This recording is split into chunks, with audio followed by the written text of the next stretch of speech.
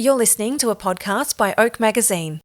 I would like to acknowledge the Dja Dja Wurrung people as the traditional owners of the land on which this episode was recorded. I pay my respects to their elders, past and present, and extend that respect to all Aboriginal and Torres Strait Islander cultures.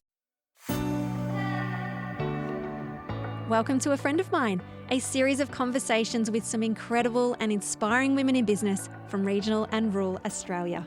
I'm Kimberley Furness, your host and the founder and editor of Oak Magazine, and I cannot wait to introduce you to some amazing female entrepreneurs who will share with you their experience and knowledge of what it takes to start, grow and scale a successful business. So let me introduce you to a friend of mine. We speak about miscarriage, and for some this may be difficult to listen to. If so, you might want to skip this episode or move through it mindfully. Nikki Davey is a co-founder of Grown Not Flown, a digital platform supporting the slow flower movement to reduce flower miles, boost local economies, and showcase the best our flower industry has to offer. Launched in 2021 during the pandemic, Grown Not Flown started as a social media platform, showcasing and promoting local farmers growing seasonal blooms. It quickly morphed into an app to facilitate an easier connection between growers and consumers. Grown Not Flown now boasts over 500 growers on the app and is in 14 different countries. There is nothing slow about its growth. Nikki lives with her partner in Glenmore, a small rural hamlet in Victoria, and was this year named a Victorian finalist for the AgriFutures Rural Women's Award. Nikki shares with us the startup phase of Grown Not Flown, why it's important to know where our flowers come from, her recent learning of what it means to be neurodivergent, as well as her personal story of miscarriage. Now meet my friend, Nikki from Grown Not Flown. Hello, Nikki, and welcome to the podcast. Thank you for having me, Kimberley. It's good to be here. It's good to have you. And again, we were in person only a couple of weeks ago in Canberra. I mean, we could have done it then, couldn't we? No, you were way too busy. And a huge congratulations again for National Runner-Up. That's an amazing achievement. And I can't wait to see where Oak goes from here. Oh my gosh, thank you so much. It's actually, it's been really special to share the experience with you because we were both one of 3 finalists for Victoria. And I mean, that's probably where we should kick the whole conversation off, is sort of how we've met and our process through the AgriFutures Rural Women's Award. So do you want to take me back, because it was almost last year that we submitted our applications. Um, why did you submit yours? Like, what was it that you thought, I'm going to give this a crack? Yeah, so at the time, this isn't probably a great story, but at the time we're a self-funded startup at Grown Not Flown, and so we were looking for any sort of funding opportunities. And so with the AgriFutures Rural Women's Awards, I'd seen it and that there was this $15,000 bursary, and I thought that would actually make a huge difference to um, our being able to market our platform and get the word out there. I actually wanted to apply for it on my cousin's behalf, on Jade's behalf, my co-founder. But then when I saw the questions, I realized very quickly I would have to apply for it for myself. So I wasn't actually able to apply for it on Jade's behalf because of I guess the personal nature of a lot of the questions and the achievements and what it was that you were looking to sort of do in the future. And I wasn't going to be able to answer those on Jade's behalf. And so I submitted the application under my own name. And then you became one of 3 finalists, which is such an incredible feat. Like, that whole process is not easy. I mean, there's lots of interviews and sort of, as you've touched on, you actually have to be your own cheerleader. Yes, it was exceptionally confronting, I'm going to say, to actually go through that process as well. And I have grown hugely from and benefited hugely from actually going through that. It made me take a moment, I guess, to sort of really stop and think about what it was that we wanted to achieve, where we wanted to go, how we were going to get there. But also, I am someone that has a tendency to talk in we's.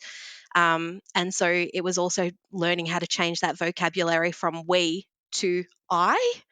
as part of that process. But yeah, it's been incredible to move through those different stages. I didn't actually even expect to make it through to beyond the first phone interview. So then to be invited back as part of the second round of interviews was, even that alone, I thought that that was a huge achievement. I actually love how you mentioned that you had to focus more on I than we, because that's such a default, isn't it? Like I know that I do it in my own business. I go, oh, like we're doing this and we're doing that, when really the team consists of me. Yeah, where you are the team. Yeah. Yeah, I mean, I wear lots of different hats and maybe different Yeah. personalities with those hats, I think. But look, I think that's a default for so many women, is just to fall back on we and sound bigger than we are, Yeah. or not. I don't know, or just don't think that I is enough. I don't know. What do you Yeah. think? It's an interesting thought and conversation, isn't it? Because I think that there's a level of protection in sort of saying we as opposed to I, or that you feel less exposed when you say we. Or you know, I guess that there's that sort of age old tall poppy syndrome in Australia. You don't want to get cut down for being too outspoken or too big. I think as women, we are so conscious of being too loud, too aggressive, too anything, you know, and so it is just, I think, a default for us to talk as we's, because then you as a person aren't too big, too Yeah. much, Yep. too Yep. loud, too forward. Oh my God, I agree 100%. Everything that you said, I'll just copy and paste and pop my byline on that. One of the things I was thinking about our experience, because as Vic finalists, we actually got announced really early. Um, I mean, we were announced, I think, back in March, which seems like a lifetime ago. Yeah. But one of the first things we did was some media training. Like Yes. when I think back of my experience as a Vic finalist, it was the media training that I enjoyed the most. It was probably one of the first times that we all met each other. So yourself, Deb, who was our other finalist, yeah, and myself, that was the first time we met. How did you find the media training? Yeah, I thought the meeting training was amazing as well. And you're right, it was the first time we all came face to face with each other, and had an opportunity to have a little bit of an informal chat and introduce our different projects and meet each other. And I found the media training really, really helpful in how to tackle or structure, or move away from any of those topics that might be considered a little too sort of controversial, or that you're not necessarily wanting to cover off, but still tell your story without having to answer questions that maybe aren't beneficial to you, or aren't isn't the story that you want to tell. Yeah. Yep. And that is such an important point, that we don't have to feel when we have a media opportunity, and this is coming from a journalist as well, never feel like you have to actually answer that question. Yeah, And look, sometimes we know that you haven't answered it. Sometimes we don't. We're so looking for the segue of the next that we don't realize it, or we'll actually ask it in another way, and then again, you just keep deflecting. yeah, But yeah, oh my God, Wendy, who was our media trainer, absolutely incredible. It was probably at that minute that I'd picked the winner. I thought I had zoned in on someone's story, and absolutely loved what you do. And I think even in the media training, I was like, "Hey, can we feature your story through Oak? Like, I would really love to talk to you more about Grown Not Flown. I think it's incredible what you do."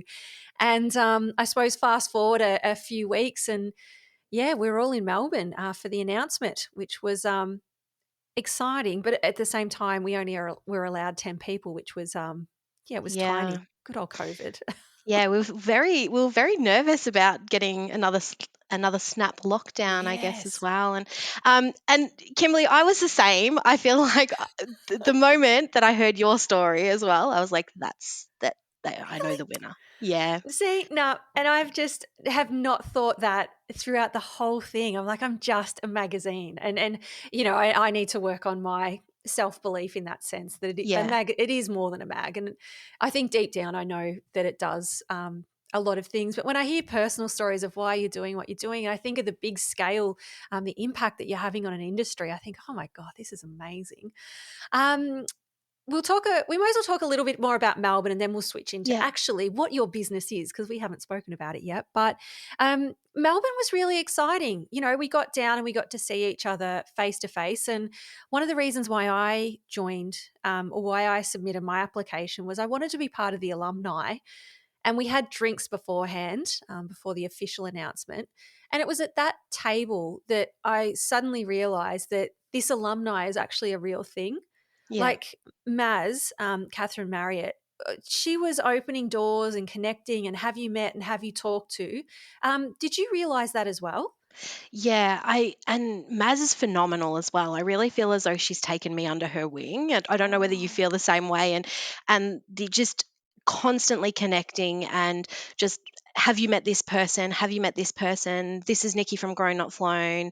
This is Kimberley from Oak, and you should connect and you should have a conversation. And it was really, really incredible. But I definitely agree with you. It was the first moment that I realized, actually, this is pretty special. These women are pretty incredible, and you can feel how much they cared for and supported each other and wanted each other to succeed, and to see rural women have their voices heard. yeah, yep, absolutely. One other thing I found, I must say, like at that, I again went in with no expect. I actually drove there thinking, oh my God, I wish I didn't have to go. Like, I wish they'd just announce the bloody winner, tell us that, Nikki's won, and then I don't have to go to this thing. I've got work to do. And like, I literally was in the zone. Anyway, so I got to those drinks and just thought, well, I might as well drink. It's really nice. Well, they didn't have Moscato, but anyway, they had something just as sweet. Yeah. And which probably says a lot for the rest of the night. But anywho's, I found at that table, the conversation was quite open and free flowing. Like, Yeah. even Maz was sharing stories, and Sarah was, and I think it was Anna. I could be wrong, for the other name, but even yourself, Nikki, like, what we actually didn't realize at the time was you were going through your own personal issues, and you let us in on that just a little bit, and which I applaud you, because at the end of the day we were, six strangers sitting at a table, in the middle of the city.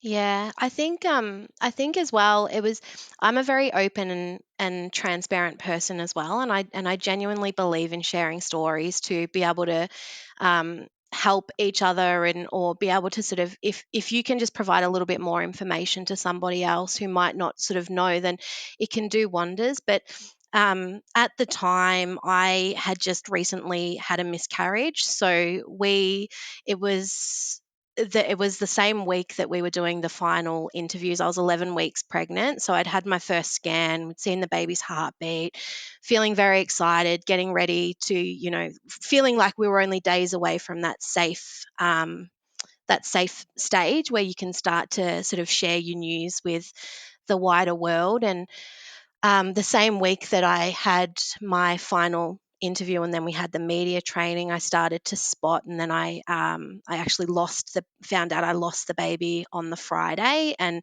so the media release went out, I think, on the Thursday.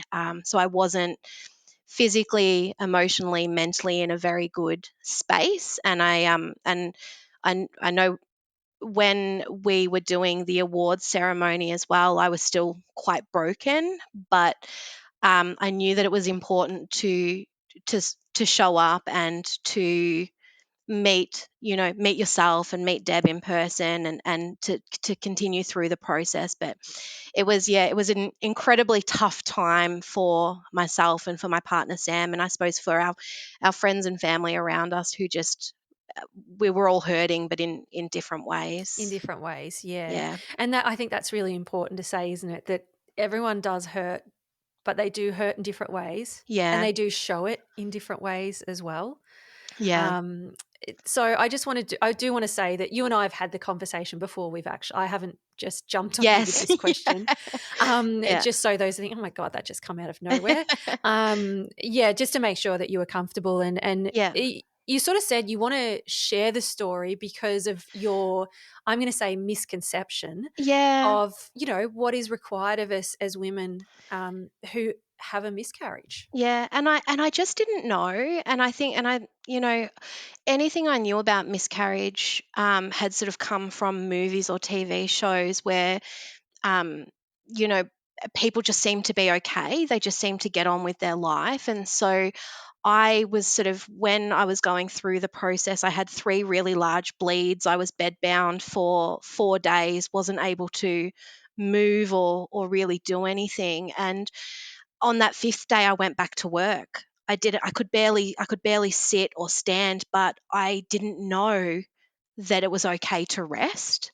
I didn't know that it was actually expected of me to rest, um and whenever I tried to, I suppose, look up information on what the process was or how long it would take me to heal, I found it really difficult to find information. And I think it's probably because a lot of, um, maybe potentially, like I just didn't have the right resources or I wasn't able to find the right information. But I also think a lot of women that are probably at that same level, at that same period that I was at, would tend to go in and have an operation that would help, um, the I don't want to say the body to heal quicker, but it would help with that process.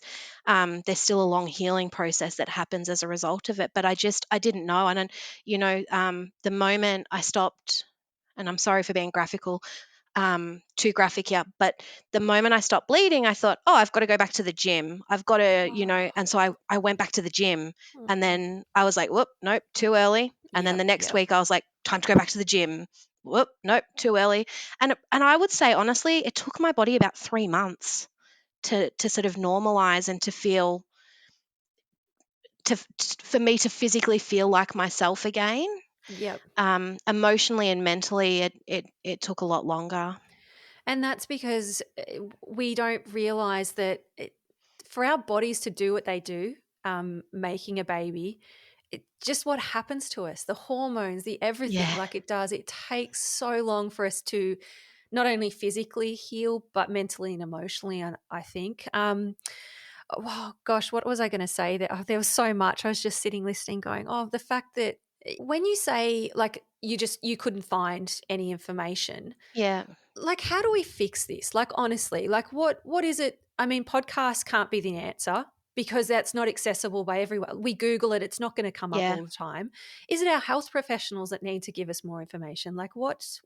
Yeah, Yeah, it's a good question as well, because I think the thing is, we're in the information age and there's so much information on the internet, but when you're in that moment, you're distressed and you physically don't have the capacity and the capability to sit there scrolling through, you know, articles and articles, trying to find the piece of information that's going to help you.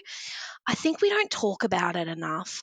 I think it wasn't until I'd actually been through it that I started to share my story that I realized, that it's common. I think it's sort of 1 in 4 or 1 in 5, but what we probably don't realize is how common it is amongst our peers to then even be able to go and, sort of, I suppose, ask them or lean on them as part of that process. But yeah, I'm not sure, and I don't. It, it's a great question, because when it's happening, you need the information, and it needs to be easy and it needs to be accessible, um relatable too. and Like yeah, not in yeah, that that high general, end yeah, health just general. professional jargon that you've still got no idea what you've just read. I just go like when I had our fourth, so Oakley. So when you've just said, you just thought you had to go to work, like you just get on with things. Yeah, I remember when I was pregnant with Oakley, only early stages. Same thing, had started spotting. I went yeah, to work because I thought, yeah, and I actually worked in Melbourne at the time, so a commute from Bendigo to Melbourne. I went to work and I thought, well, I'll just keep going, I suppose. I don't know. Is this normal? You Google, yeah, that's sort of normal. Anyway, I was sitting there at the desk that day and just, I suppose try to work, but at the same time thinking, oh, I think there might be something going on here. And anyway, my executive director walked past and she said, how are you? And I said, oh, yeah, I'm okay. And she stood there and she goes, no, you're not. She goes, there's something not right with you today. What's wrong? There's something wrong. It must have been a sixth sense that she had. And again, I wasn't at my 3 month at all, and I was on a contract and I was so worried to say anything. And I just said, I'm actually pregnant and I'm spotting. And she just says, okay, well, you're in the right place. We're in a hospital. Let's go down to ED now. Yeah. We'll take That's you down now. amazing. Yep. Yeah. And yeah, and I just felt like it was too much for everyone. I felt really Yeah. embarrassed that, oh my gosh, here I am making, everyone move their day. Obviously we had to, people had to know what was happening. But yeah, and I went down to the emergency department, obviously called my husband. I couldn't get home that day. I'd missed my train. That was a no-show. So he obviously had to get himself to Melbourne to come get me. But yeah, they just spoke about it as a threatened miscarriage. Again, I Yeah. could not find any information on that. Do you know what's interesting as well? Is that when I had first started spotting, so I started bleeding on the day of the media training, and I went from spotting to bleeding. And so when I was Googling, bleeding, I had a really strong confirmation bias. So all I could find was information about threatened miscarriage, because all I was looking for was those positive stories where someone had started to spot or bleed, and it was a good outcome. So, but it, it is incredibly difficult to find the It right is. information at the right time. So it's interesting since it happened, because we've had a lot of friends that have sort of said to us as well, if you're trying, just tell us, just let us know, like, let's myth bust this 3 month kind of rule, because people need support through the entire process, not just after that 3 months. And so I think it's about breaking that stigma of when we can start talking about pregnancy, and or when is a safe time to start talking about pregnancy, because there's so much that happens before that 3 month or that 12-week safe period, um, as well. So That is the best advice ever, I think, Nikki. Like, the first 3 months are actually the hardest, yeah, especially if you're a new parent. You have no idea what's going on with your yeah, body. yeah, None. And then here we are, we're not allowed to talk to anyone about it. yeah. Like, yeah. Oh my gosh. Um, uh, it's so interesting that we're actually talking about this topic. And then the podcast that I actually recorded before you, we were having the same, like, these really courageous conversations. And I know that they don't directly have anything to do with business, but I think they impact business because personal and business overlap so closely.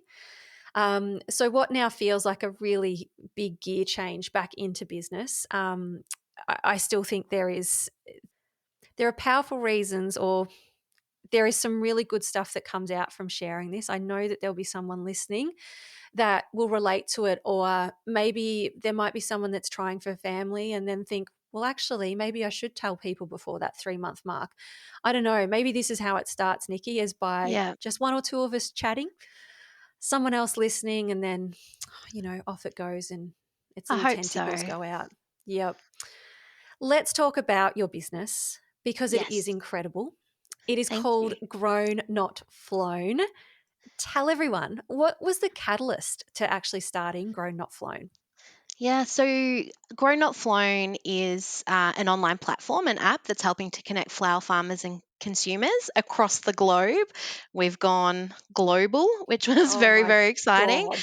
Um, but we're relatively new flower farmers. I am someone that is a huge believer in sort of collecting data or knowing your data so that you can make data driven decisions, and finding efficiencies, and improving how you do things sort of day by day, month by month, year by year.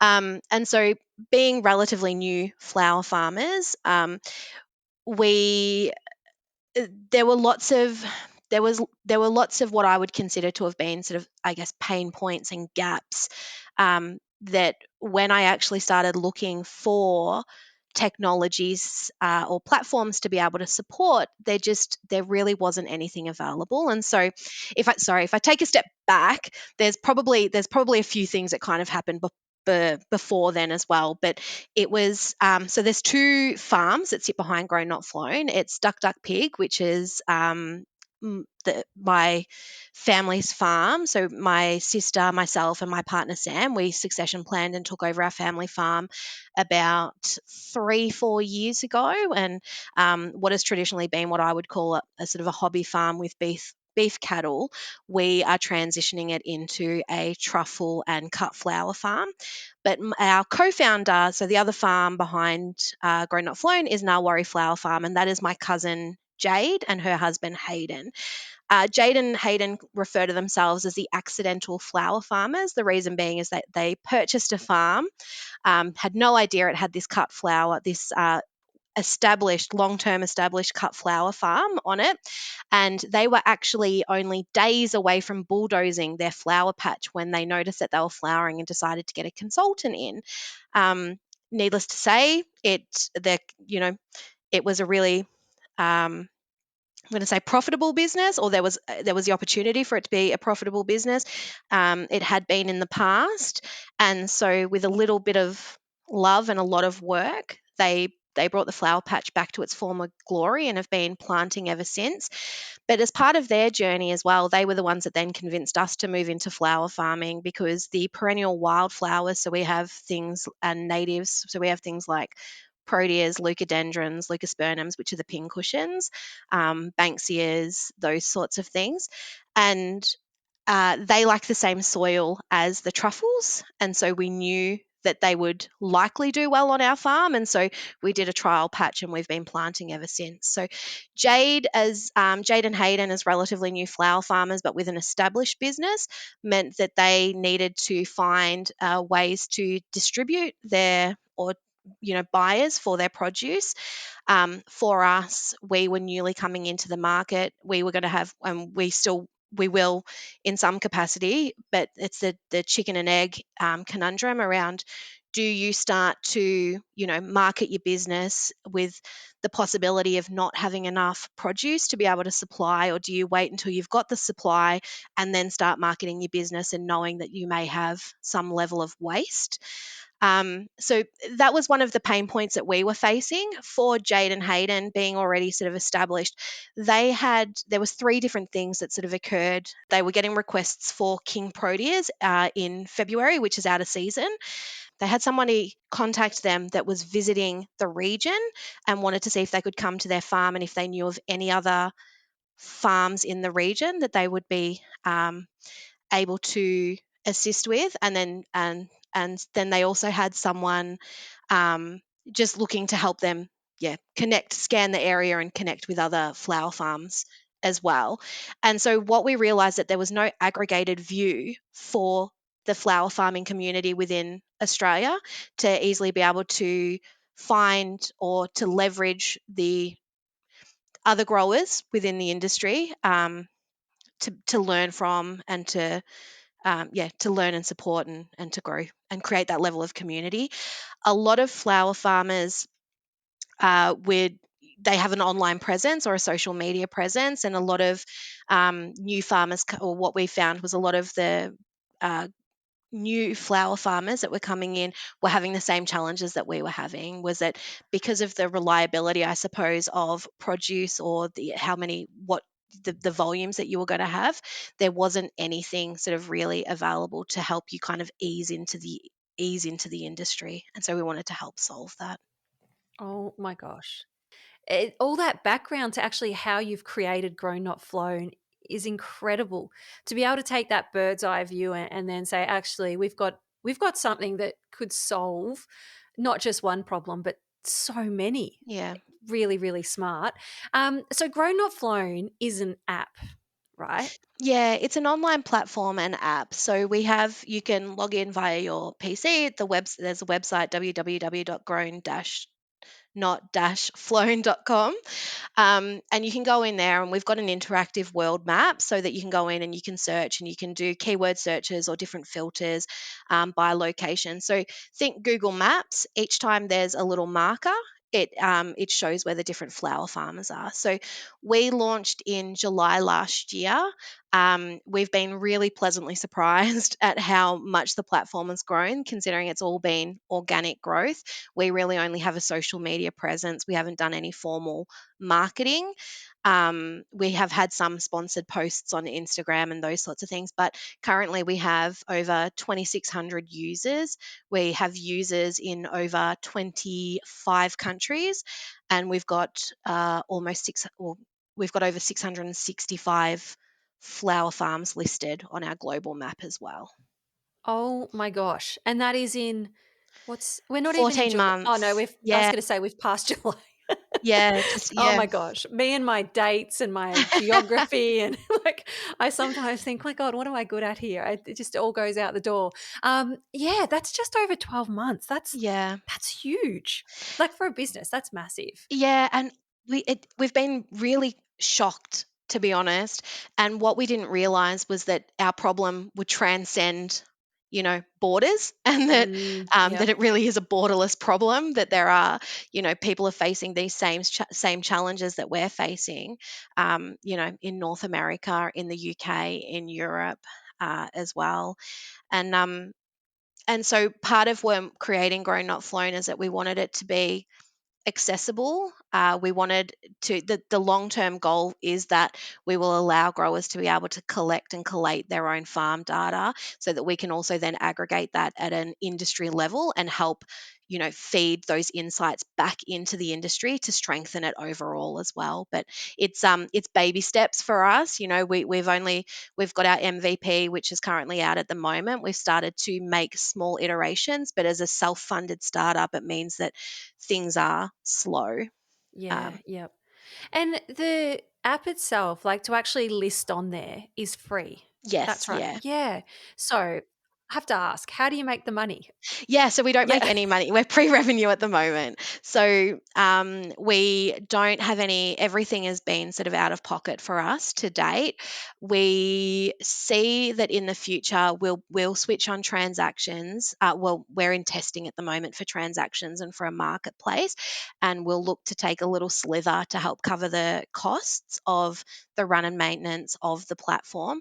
And then in the future, when we start to build out those back end functionalities, we'll look to set up some sort of subscription model as well, so that and again, we want to keep it really accessible and really affordable. One of the challenges that I had for our own farm was that majority of the technologies are being built for commercial or wholesale growers, not for these micro and small scale growers that we would consider ourselves to be. And so that's who we want to help, and we want to help bridge that gap and help those micro small scale growers to own their own data and to be able to improve, increase their own profitability by understanding their seed to stem value, as well. But it takes time, only because, we're at a stage now though where we are starting to look for investors because we see the potential of what this can do for the industry as a whole. And so we're hoping that we'll be able to get some investors on board, and we'll be able to scale and grow the different features. But we want to remove our long-term goal at Grow Not Flown is to remove the need for micro and small scale growers to have to build their own websites to learn search engine optimization, because everything will be in the one spot, so that they don't have to pay for accounting software, so that they can send, they can have an online order form, e-invoices, that everything is within, essentially a one-stop shop for micro and small scale growers. Yeah. This is why you were a Vic State finalist.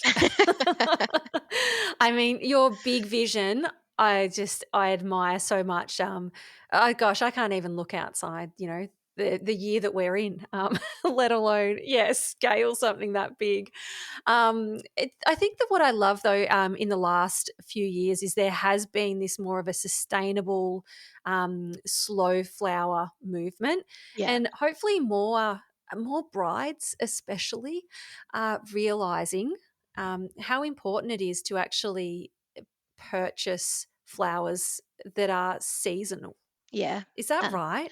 Yeah, it's been really interesting as well because off the back of COVID, a lot of the imports were significantly reduced, and so it really drove a lot of awareness around locally grown produce. And probably one of the things that I always like to cover off is that we're not against imports. You know, imports serve an important role within the supply chain for flowers within Australia. Consumers vote with their feet. There's always going to be um, price conscious, or there's consumers who, and people that just don't care, as well, and that's okay, because different people have different values, and but what we do want to do is we want to make flowers accessible, and we want to make them, we want to promote them, and being able to search source and connect with your local grower or purchase from your local grower, that's what we want to help makes as seamless as possible. So, prior to Grown Not Flown, if there was a DIY bride that was looking for seasonal flowers, they would have had to sort of really go through, um, they would have had their work cut out for them Oh, searching, absolutely. yeah, social Yeah. media mostly, for the different growers, and then seeing what they had available. We would like to in the future as well, and we would like to sort of utilize, machine learning or AI in the future, so that if somebody is searching for something that is out of season, it'll say, hey, this is out of season, but this other flower has these really similar characteristics. And have you thought about this instead of those? Um, but again, long term plans for where we'd like to get the app and the platform to in the future. But it has been, there has definitely been a shift. I think COVID raised a lot of awareness. There's also a huge amount of, there's been a lot of media around imports and the biosecurity and health concerns around flowers coming into Australia. And I know it was something that I spoke about when we did the media training as well, was that a lot of people don't realise that the flowers coming into Australia, in order for them to be able to come in, they've got to be dipped in a chemical compound, around from Roundup. And so a lot of the time they're coming in and then sitting on supermarket floors, or and then we're putting them on our kitchen tables, and where we wouldn't normally have, we wouldn't ever put a container or a chemical openly sitting on our table. We are then putting our noses in and sniffing essentially these really harsh chemicals. But then people don't know it, isn't it? It's all about that education piece. Yeah, yeah. Yeah. Mm. Um, so I was looking at your socials, and your partner Sam, he was holding like a bunch of your first. I don't know what we crop First or mixed first. bunch. Yes, yeah. Yeah. Like how exciting was that? Yeah, it was incredible actually. We harvested our first flowers this year as part of a Mother's Day build a bouquet stall that they had in a school. So someone reached out to us and asked if we were able to help with seconds, stems, because it was a low budget affair. And yeah, so we actually harvested our first stems, but they were all foliage. So that particular bunch was our first ever mixed flower bunch. Yeah, with some of our proteas as well, which was very Oh my exciting. gosh. Well, then I got stuck down a little rabbit warren and started looking at some other social posts. And look, it might have been on Duck Duck Pig, or I don't know if Sam's got a personal one, but he actually has. I don't laugh at captions very often. I just have to preface this. Like, I don't know where my funny stick is. I'm not good at comedies, but I love his captions. Yeah, He's really funny. He's really funny. it's on Duck Duck Pig. Yeah, if anybody Um, if anybody wants to go and go down a little bit of a rabbit hole with, he is very good. He he's always, I think great. he always pushes the boundaries of what's appropriate and not appropriate, but somehow gets away with it. Yeah, yeah. Now, I was reading one. They're just little things like, he's driving in the buggy with the three dogs, large, medium, and small. Like they're just really quirky little things like that. And it's because we don't read captions like that all the time. And I think Yeah, it's that really fresh writing style, that fresh branding, storytelling, call it what you will. I'm like, I love this. This is good. Yeah. So you'll have to let him know that, Yeah, open I'll pass doors. it on. He loves hearing it. He gets quite a few DMs of appreciation for his different posts as well. Good on him. Good on him. But Now tell me, transferable skills, like what have you done beforehand? So before launching Grown Not Flown and working Duck Duck Pig, what have you done beforehand that you've been able to bring over to those businesses? yeah, so my background is largely in financial services, and I feel like I've worn Yeah, that a fits lot of with flowers really well. yeah, Not. I've worn a lot of different hats within over the years as well, and probably in the last few years in particular, I've worked in projects. Do you know, I am a big believer. Everybody has transferable skills. It's just the story we tell ourselves. And I got really caught up in this a few years ago when I was trying to sort of move out of, I was working in private wealth and I was trying to move out into, I didn't know what I wanted to do, to be honest. And I landed in projects and I really enjoyed that space as well. I work in digital product development now, but I have to say that came after Grown Not Flown. So it actually just kind of fit perfectly. But when I was trying to change industries, I actually worked with a coach on teaching me how to change my language or adapt the language to be transferable to other areas. And as part of that process, it helped me to realize that where I thought that I'd been pigeonholed, I really hadn't.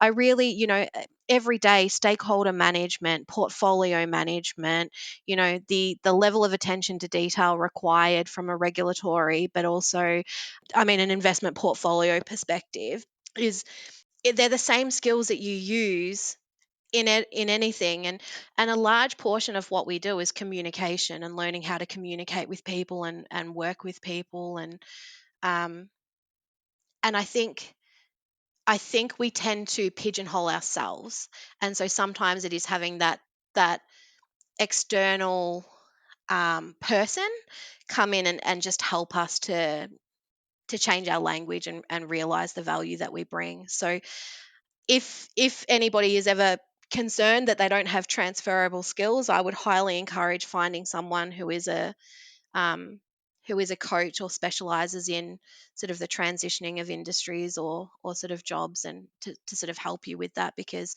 um, for me it did wonders. It helped me realize also the value that I had to bring to the Wow. table. I'm thinking, like, given what we've gone through the last few years, like, that would be such an in demand job at the moment. I think so many people taking that time to realize that what they do maybe doesn't light them up, or they're ready for a career change or a new challenge. Yeah, And to have someone come in like that and say, well, actually, yeah, this is where your skills transfer, or this is how to better articulate what you do. Because you're right, we just, I don't know, admin. Like yeah, it's such reception. I think they're both the most underrated jobs. I think if you ever yeah, want to know anything in an organization, it's always the receptionist. She knows yeah. everything, absolutely everything. I agree completely. And we tend to undervalue frontline staff members. Oh, I we don't know do. why. They have such an incredible skill set. They are multitasking. They are able to handle, conflict, confrontation. They're able to calm waters, Yep. people management, all And of do it the with a different. smile on their Yeah. face. Yeah. Usually they're running, they're essentially running businesses whilst doing, or when I say running business, running, they're the heartbeat of a business, and They we are. tend to not give them the credit that they They deserve. deserve. Yep. Yeah. Yep.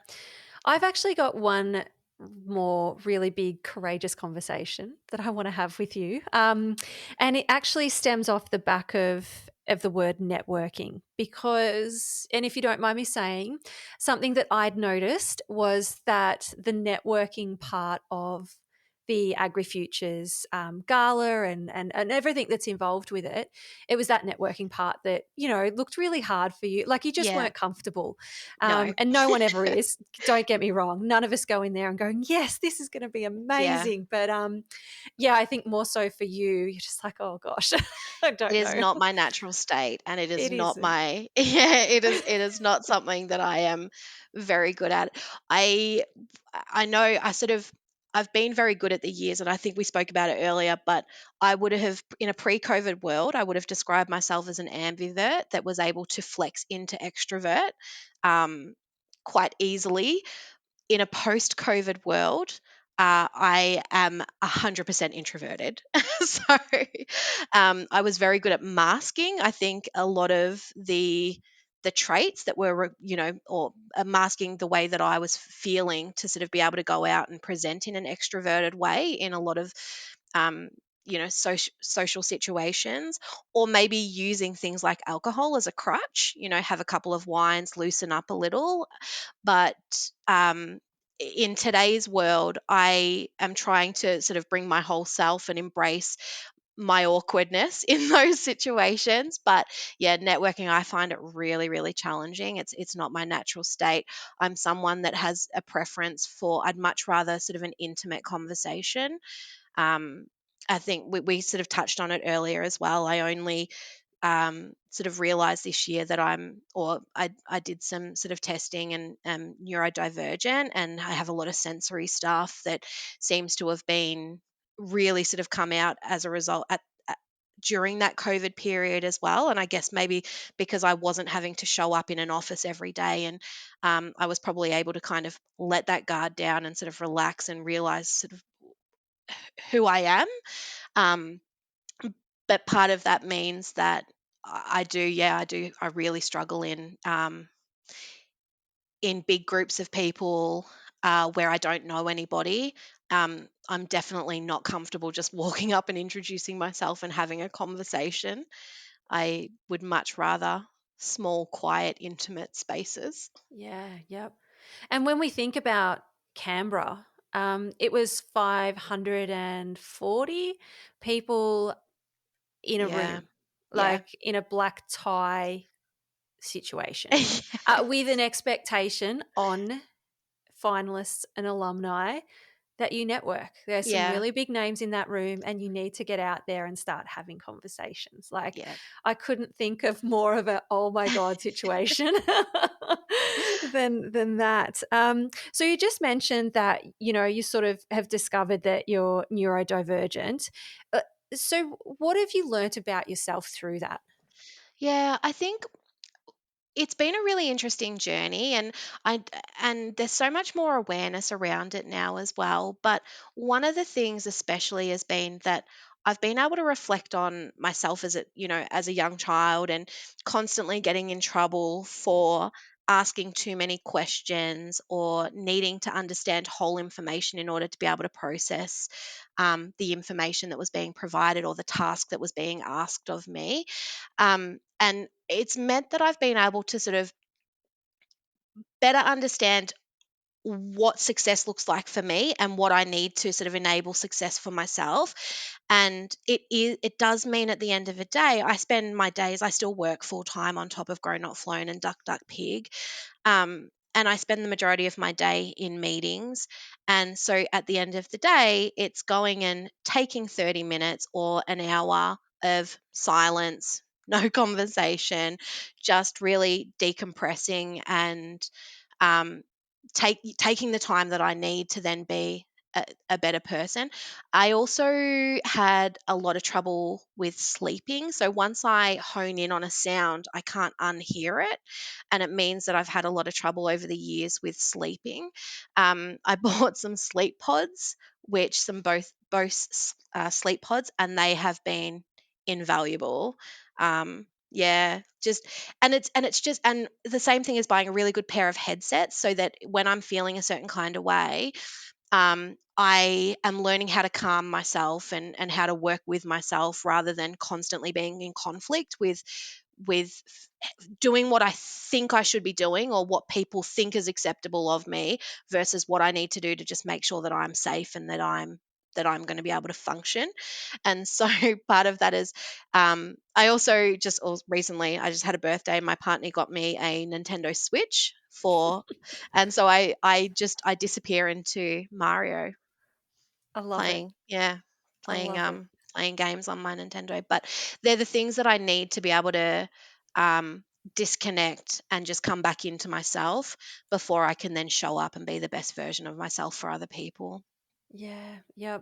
Isn't it, I think when we're younger, we sort of look at people that are that bit older, even those that are in early 30s and upwards, and we think, geez, they must have everything figured out, how good it'd be that age and just know who you are. And I think at 40, like even I'm constantly working on myself and figuring out why I do what I do sometimes Yes. and why I've done, yeah, just finding out patterns and yeah. Yeah. It's so incredible, isn't it? Like that we're just learning. Because how old are you? I'm 30. I just turned 37. 38. Oh my goodness. I don't even I'll remember stick my to own age. 37. Hold on, Yeah. that's for a little. You're in your mid 30s until you're 40, and then you're Well, 40 for at least 10 years. I also feel like the last 2.5 years don't count because of No, COVID. So, no. and- But isn't but it incredible that yeah. you're learning this about yourself? And like, have you shared it with your parents? Yeah, and you know what? It's been really interesting as well because one of the things that I've learned, and I like really direct conversation and I like really direct information, and I don't particularly like small talk. I don't do well with small talk. And those sorts of things. But I was saying as well. I've always thought that I had a higher tolerance for conflict, but actually where I thought we were just having a conversation, it can come, like, for me it's just a conversation, but for somebody else it can come across that I'm being sort of quite combative or that we're in an argument. And I was having a conversation with my parents, and my dad said to me, he goes, well, now that you know, can't you just change how you Oh, speak to us bless him. sometimes? And I Yep. was like, well, yes, but can't you just appreciate that it's coming with love and good intent, that that there's no, that I'm actually not trying to be yeah, Difficult combative. or, Yeah, yeah, or have an difficult, yeah. argument or, yeah. I'm just, clear as kind in my mind, and I'm just being clear. Oh gosh. Wow. And Did they mention like that it makes sense to them, maybe looking back on your childhood or? I think so. I think we've had a couple of big conversations around this because when I was a kid in particular, I'd never really felt like I fit in anywhere, and I didn't really, I was always kind of called the weird kid, or was just really feeling like I was out of place. And I recognize now that my brain doesn't work the same way as other people's. I tend to, one what I call now my superpower is that I can always pick up on patterns and I can always pick up on cycles really, really quickly. And so in business, it's always helped me because I've always been good at that continuous improvement or business process improvement, because I can see a problem and I can immediately see the issue and how it can be fixed in a really simple way. Or where there is a cycle, I always know what's about to come next because I've recognized it, and I've been able, I've been watching it for sort of years. Um, and so we've had a couple of big conversations around sort of some of the challenges I had when I was a kid, in sort of not not fitting in, and perhaps no, and there wasn't a lot of awareness or information around it when I was younger, but I think it certainly has helped me heal, and I think probably reflect retrospectively and reflecting back on it, it's probably helped them maybe sort of understand why I didn't have a lot of friends, or why I wasn't invited to a lot of birthday parties, or why I needed a lot of time by myself, or why I didn't want to do certain things as well. So that perhaps was different to my sisters, who were both probably quite social. Oh, wow. This podcast definitely went different to what I thought it was, in the best possible way. My gosh, what an emotional day for me. I, thank you for sharing all that. I really do appreciate it. And as you said, it's about a better understanding. And when people talk about their experiences, someone listening or reading or watching can reflect back on that in their own life. So I know Yeah, for me today, Nikki, like I'll be thinking about this and thinking about my own kids and and looking up more about neurodivergence and what does that mean and how can I help people or what can I do to make things easier, and even just with yourself, like just realizing that's how you feel in big crowded situations, and yeah, helping you out in that. yeah. I've got I've got two more questions actually. And I'm really conscious of taking up all your time, but I really would love to know what excites you about the future of Grown Not Flown. Yes, it's a good question. I am very excited about the future of Grown Not Good. Flown. I have big energy when it comes to this conversation. That big energy can also be perceived as aggression, but it's not. It's just excitement and big energy. Just again, probably just women being too big, too much. Um, I am such a data geek. I am really excited about the potential that we have to be able to transform the industry and to be able to help growers to become more profitable um, and just overall the general health of the the future of flowers as well. And I think that within Australia especially, the majority of the growers are micro and small scale growers. Most growers will only grow on a quarter of an acre, and I think that for a long time they've been the forgotten cousin of the produce or agriculture sort of environment. And I think they bring so much to the table, figuratively and literally, with flowers. But and I think that there's such an opportunity for us to be able to showcase and promote and support.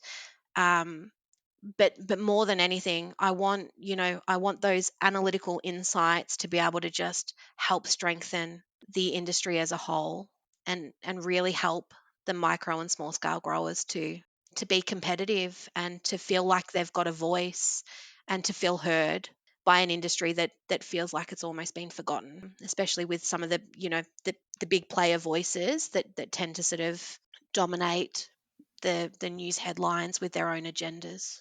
Yeah, you are doing such an incredible job, and as you said, you're doing it for those grassroots farmers, the small guys that don't have a voice, and I think they're the most important people Yeah, me who too. we need to be looking after.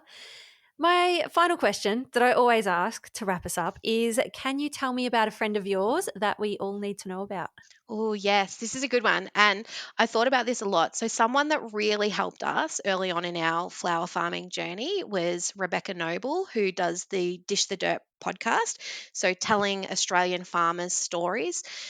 So, Beck is an incredible advocate and voice for the flower farming community as well. But she also reached out to us and offered us her platform to introduce Grown Not Flown, the farms behind it. So, all of us, Jade, myself, Hayden, Sam, and we actually soft launched through her Dish the Dirt podcast as well. So she's been, an incredible advocate and supporter throughout. And if you haven't, I highly recommend going and listening to her podcast also. Oh, add it to the playlist. There's never enough podcasts to listen to, especially when we talk about female voices as hosts. So, just a fun little fact: there's only about 20% of voices on obviously a podcast platform that are female in terms of the hosts, which is tiny, like Yeah. really, really small. Well, I just want to thank you for sharing your story because, as you said, I think more people that talk about it, it can only help one another. Thank you. Yeah. Thank you. Now, before you take off with all that inspiration and knowledge, we'd love for you to leave a review on our podcast so that we can continue to amplify women's voices in the media. And if you have any questions, we'd like to celebrate a win, you can always connect with us on Facebook and Instagram at Oak Magazine AU. I'm so glad we've met and that now you know a friend of mine.